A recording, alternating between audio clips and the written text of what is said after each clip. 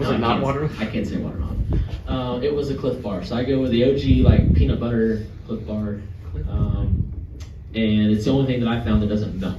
So the problem with race cars is that anything with chocolate or anything else melts, but the Cliff Bars just get warm, but they don't melt. So when you open the package, you can still break off.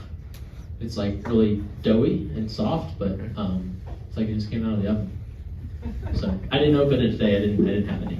Okay. Well, this is now the second time in 2 years where you've gotten to play spoiler in the playoffs. Famously you won the championship race last year. So I know missing the playoffs sucks, but what does it mean for you to be in this position where you can screw up other people's plans with a win?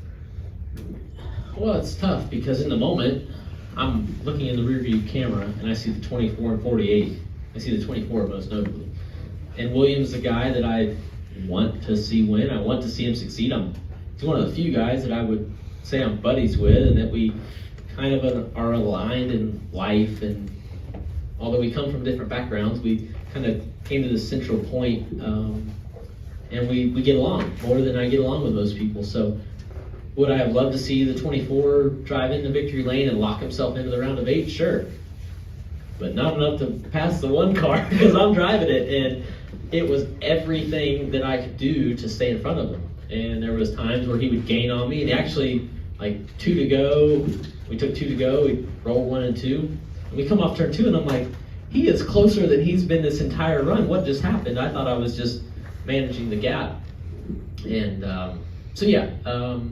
spoiler, yes, but when I'm watching it, I'm seeing my Chevy teammates, the people that I work with during the week. We do DIL simulations, like our simulator sessions, in the simulators together, with HMS, with RCR and Trackhouse, and I want them to succeed. I want the 99 to succeed. I wish that Daniel was the one winning, but not at the expense of the one car and not at the expense of me. So at the end of the day, would I truly give up the win? I would not. I don't care. It could lock them into anything. If I have a chance to win, I'm going to win. So Daniel and I worked closer together this week than we probably ever have.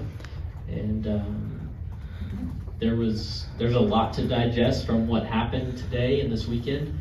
There's points in the weekend where I thought the 99 was better. There's points where I thought the 1 was better.